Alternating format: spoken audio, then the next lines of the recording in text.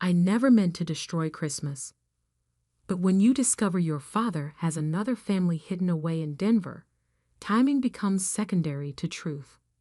The photo sat in my laptop bag all through dinner, burning a hole in my conscience while Mom made excuses for his empty chair. Robert's flight got delayed in Denver again, she said, passing the honey-glazed ham to my sister Emma. You know how business trips are this time of year. I did know. I knew exactly how many business trips Dad had taken to Denver over the past 5 years. 78. I knew because I tracked every flight, every hotel charge, and every carefully hidden bank transfer since I started working at Morgan Stanley's forensic accounting division. The truth started with a simple database cross-reference. I was running a standard audit on corporate housing expenses when his name appeared. Robert Preston, Regional Director at Apex Technologies. 2 addresses, 2 sets of dependents, 2 lives, perfectly balanced like his accounting books. Sarah? Mom's voice pulled me back. Would you like more potatoes? I looked at her face, still beautiful at 56, carefully made up for a husband who wouldn't show until later, if he showed at all. No thanks, Mom. I'm good. Emma shot me a look across the table. She knew something was wrong. We'd always been close, despite the 3-year age gap. When Dad missed her college graduation for a critical board meeting, I was the one who held her while she cried. He'll be here by dessert, Mom announced to no one in particular. He always makes it for dessert. The Christmas tree lights twinkled in the corner, casting shadows on the family photos lining our mantel. Happy snapshots of vacations, graduations, orchestrated moments of perfect family harmony. All lies. Actually, I said, reaching for my bag, we should talk about Dad's trips to Denver. Mom's fork paused halfway to her mouth. What about them? I pulled out the folder I'd compiled. 5 years of credit card statements, property records, and school registration forms. On top lay the photo that had confirmed everything. Dad at a backyard barbecue, his arm around a blonde woman maybe 10 years younger than Mom. 3 kids, all under 12, clustered around them. Everyone smiling. Everyone home. Sarah, Emma warned, seeing my hand move toward the evidence. Maybe not now. But I was done waiting. Done watching Mom make excuses. Done pretending we didn't all feel the hollow space where a father should be. His flight isn't delayed, I said quietly. He's having Christmas morning with his other family. The silence that followed felt like glass about to shatter. Mom's hands trembled slightly as she set down her wine glass. What are you talking about? I placed the photo on the table between the turkey and cranberry sauce. Emma's sharp intake of breath seemed to echo off the walls. Mom didn't move, didn't blink, just stared at the image of her husband's other life laid bare between the Christmas china. They live at 1542 Aspen Grove Drive. I continued, my voice steady despite the chaos in my chest. The kids are Marcus, age 11, Sophie, age 9, and Lily, age 6. Their mother's name is Jennifer. Dad bought the house 5 years ago under an LLC. Stop. Mom's voice cracked. Just stop. He's been transferring $8,000 monthly from a hidden account at First Colorado Bank. The kids attend Denver Preparatory Academy. Annual tuition is $32,000 each. Emma reached for Mom's hand, but she pulled away, still staring at the photo. How long have you known? 3 weeks, I admitted. I needed to be sure. To gather proof before.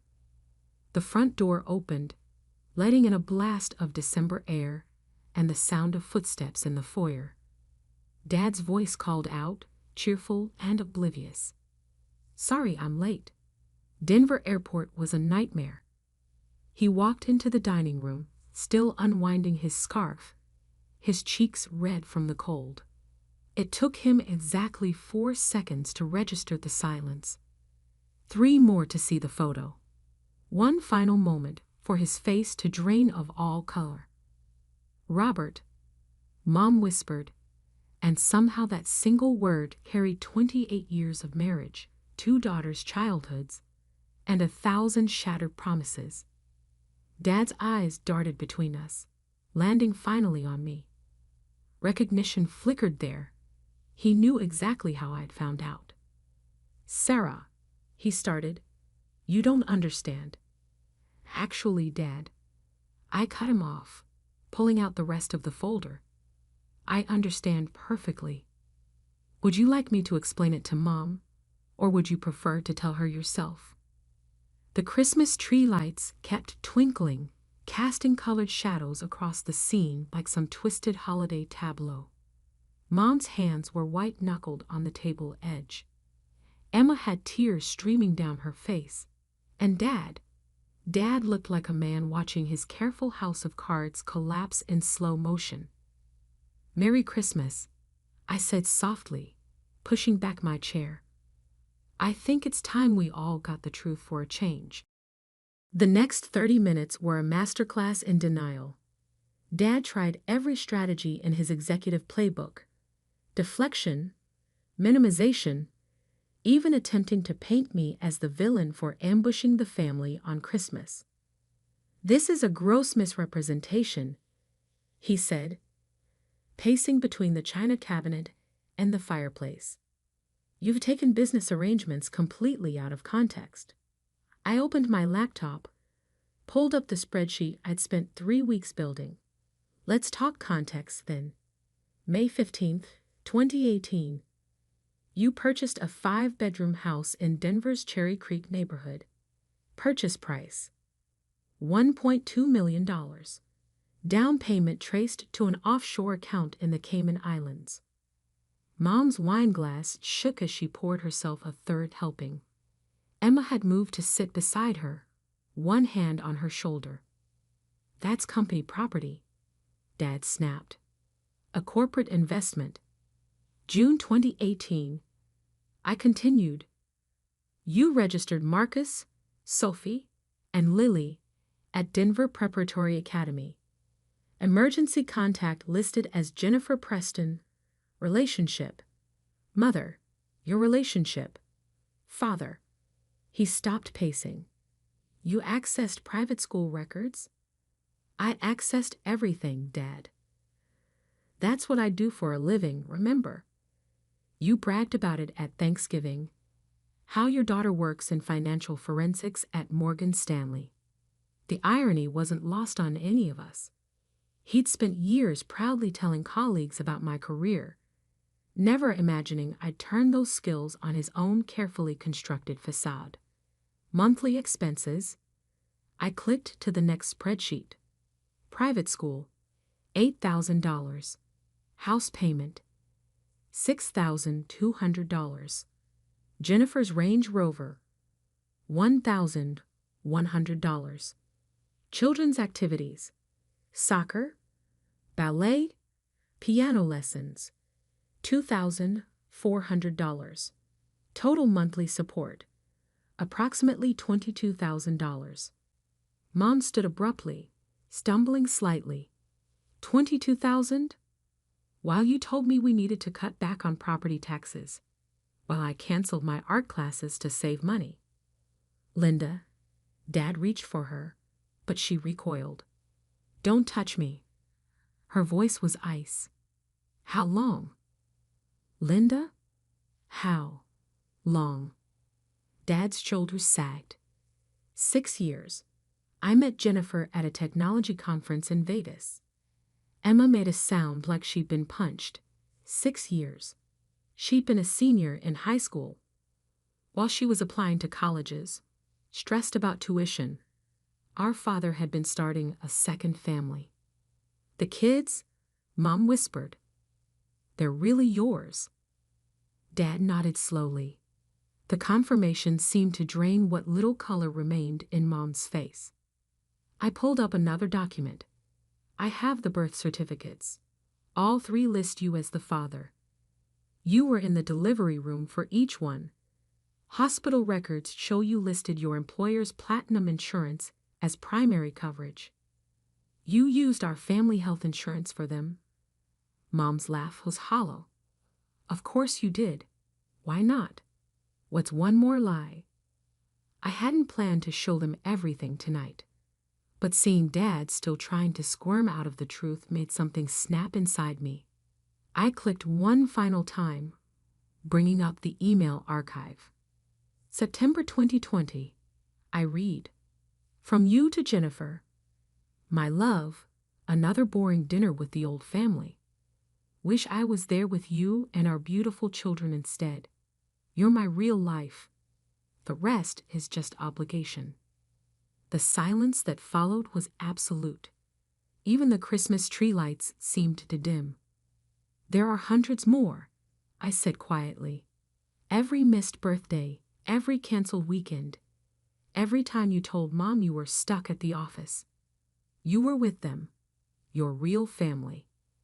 Dad sank into his chair, head in his hands.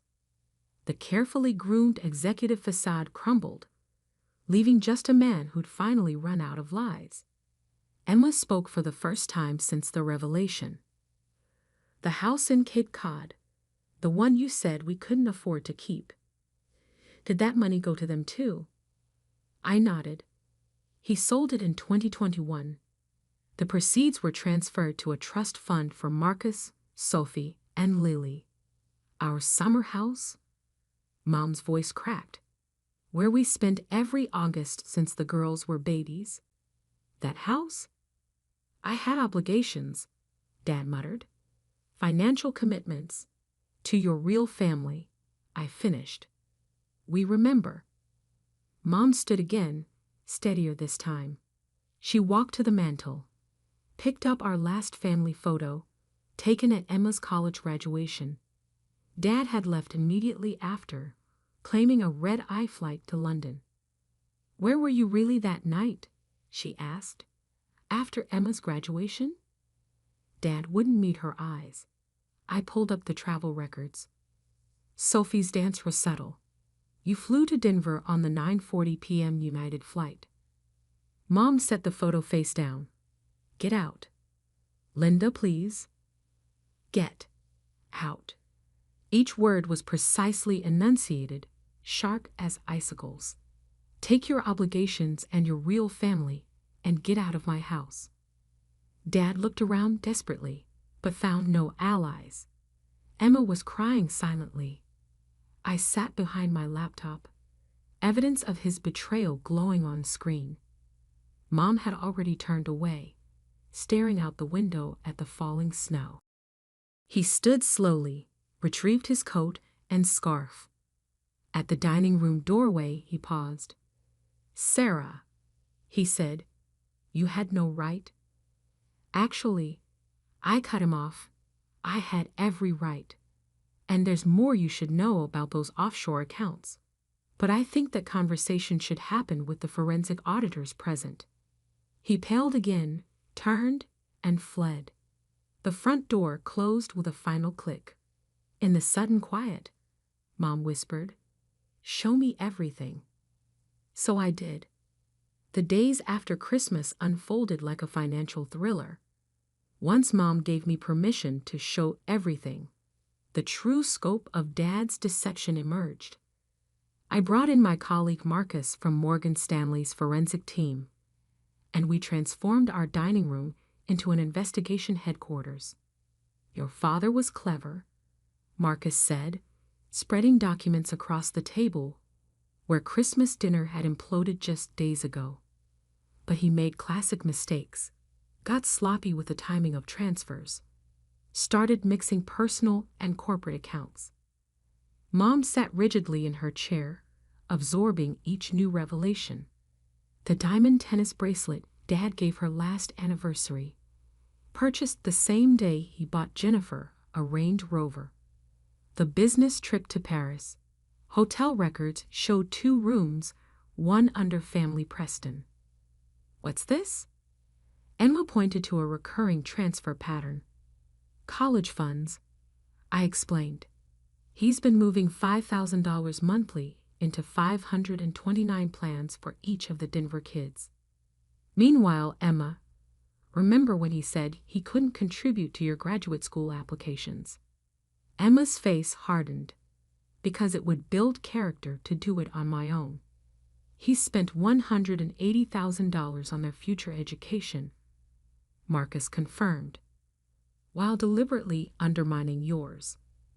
The doorbell rang at 3:15 p.m. Dad's attorney, Philip Whitman, stood on our porch, looking uncomfortable in the December chill. Mrs. Preston, he nodded to Mom. I'm here to discuss terms. I stepped forward. Actually, you're here to listen. I've already forwarded evidence of financial misconduct to the SEC. Dad's been using corporate resources to fund his second family for years. Whitman's professional mask slipped slightly. That's a serious accusation. It's not an accusation, Marcus interrupted, holding up a USB drive. It's documented fact. Your client has commingled personal and corporate funds, misappropriated company benefits, and potentially committed tax fraud across state lines. We're prepared to offer a generous settlement. Mom found her voice. Generous? Like the $22,000 monthly allowance he gave them while telling me to cut back on groceries. Whitman cleared his throat. Mrs. Preston, surely we can. It's Miss Thompson now, Mom said quietly. I'm reverting to my maiden name. And you can tell Robert that generous doesn't begin to cover what he owes. I handed Whitman a folder. Our terms. Full financial disclosure. Immediate division of all assets. Mom gets the house, her art studio business, and half of everything he's hidden, including the offshore accounts. And, Emma added, her voice steel, he pays back every penny of my student loans. With interest. Whitman scanned the documents, his frown deepening. These figures are thoroughly documented, Marcus finished. The SEC will be particularly interested in how company benefits were allocated to unauthorized dependents. Robert's position at Apex is probably already compromised. I cut in. I spoke with their board this morning. They're launching an internal audit.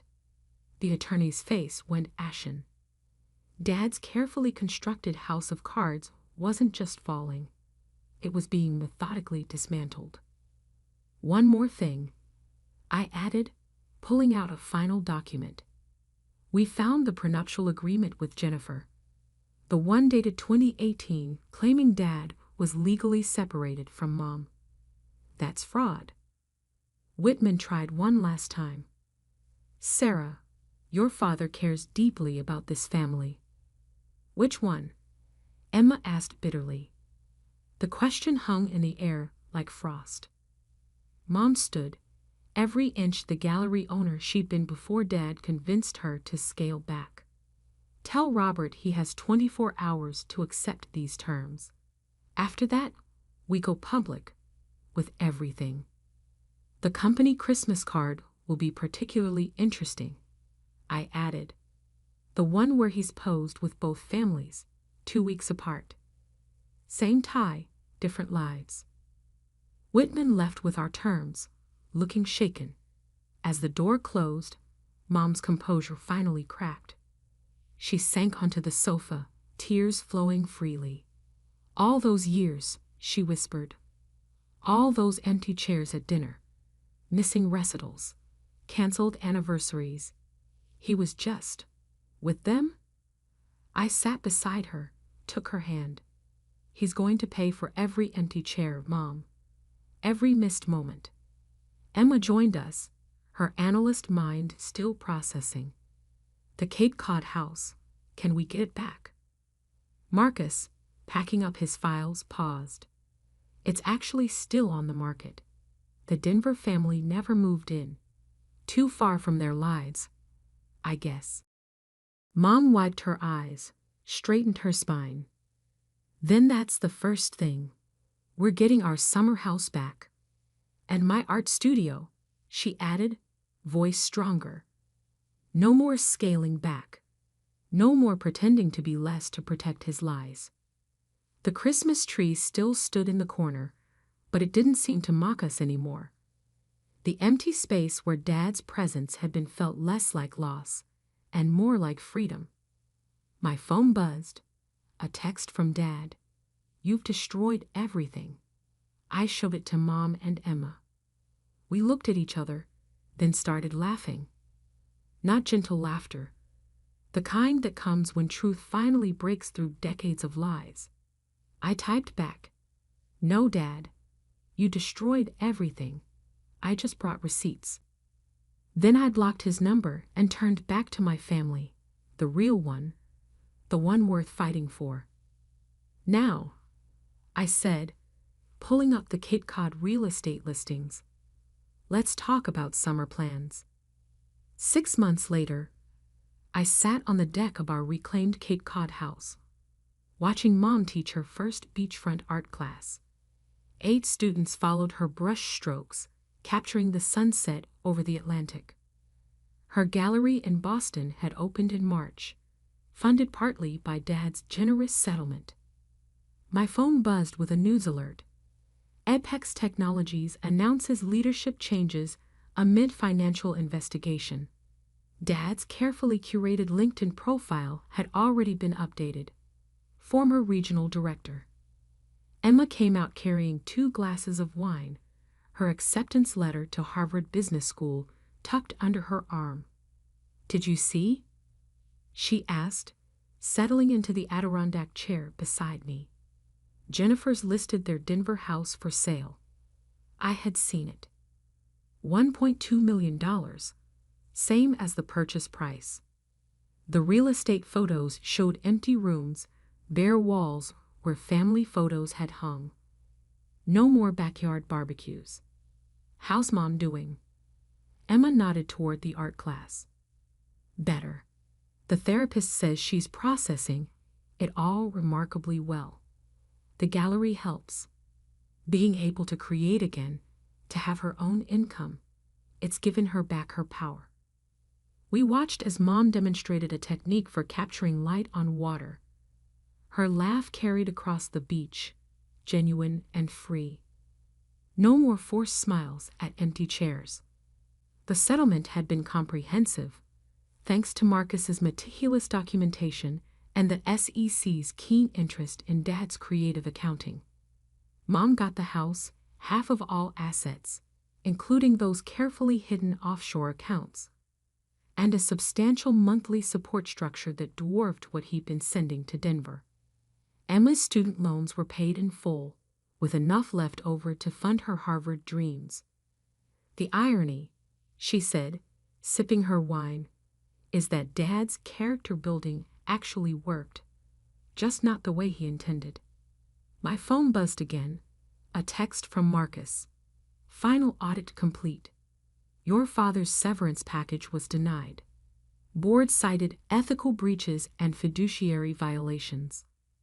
I showed Emma the message. She smiled grimly. No golden parachute. Not even a bronze one.